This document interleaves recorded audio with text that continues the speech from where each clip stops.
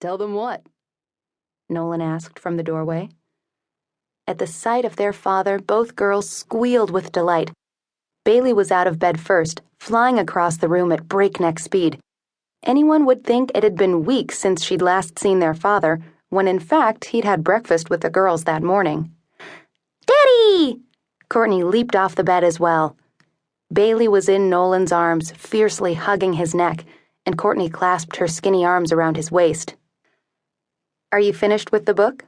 Maryann asked, her gaze connecting with his. She remained seated on the bed, tired out from a long day of Christmas preparations. "I typed the end about 5 minutes ago," her husband said, smiling down at her. "What do you think?" she asked. As a wildly popular suspense author, Nolan generally had an excellent feel for his own work. "I think it's good, but I'll wait for your feedback." Maryann loved the way they worked together as husband and wife and as two professional writers. Nolan wrote his novels, and it was the income he generated from the sales of his books that supported their family. Maryann tackled nonfiction projects. She wrote a weekly column for the Seattle Review and contributed articles to various parenting magazines. One day she might try her hand at fiction, but for the present, she was content. "Mom says now isn't a good time for us to get a puppy," Courtney whined, and it wasn't long before her younger sister added her own disconsolate cries. "Why can't we, Daddy?" Bailey cried. "Every kid should have a puppy." "A puppy?" Nolan repeated, locking eyes with Maryann. He sat down on the bed beside her and exhaled slowly. "Well, the truth is, there are other considerations." "Like what?" Courtney asked. It was inconceivable to her that anything should stand in the way of her heart's desire. Nolan placed his arm around Maryann's shoulders, indicating that perhaps now was the time to explain.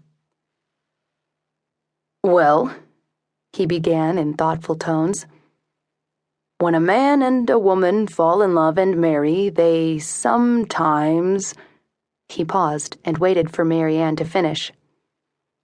"They love each other so much that they—" She hesitated, thinking this might not be the right approach. "They make babies," Nolan supplied. "You were a baby once," Maryann continued, reaching out to tickle Bailey's tummy.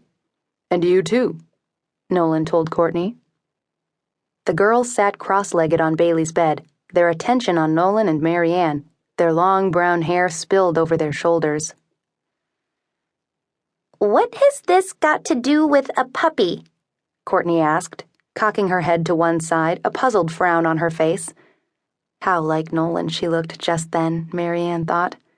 The Nolan she remembered from the days of their courtship, the newspaper reporter who always seemed to be frowning at her for one reason or another. "What your mother and I are attempting to explain is that—" He paused, and a smile crept across his face. "You're both going to be big sisters," Maryann said. Courtney understood the implications before her little sister did. "Mom's going to have a baby?" Maryann nodded. The girls screamed with happiness. As if they'd been practicing the move for a week, they leaped off the bed and immediately started jumping up and down. Soon Nolan was laughing at their antics. "I want another sister," Bailey insisted. No, a brother," Courtney said. "Personally, I'll be overjoyed with either," Nolan assured them all. His arm tightened around Maryann's shoulders, and he buried his face in her neck as she hid a smile.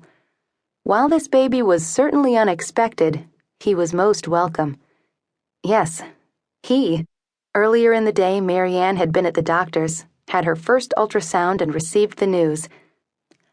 How appropriate for Christmas time. She'd tell Nolan as soon as the kids were asleep. "Are you excited, Mom?" Courtney asked.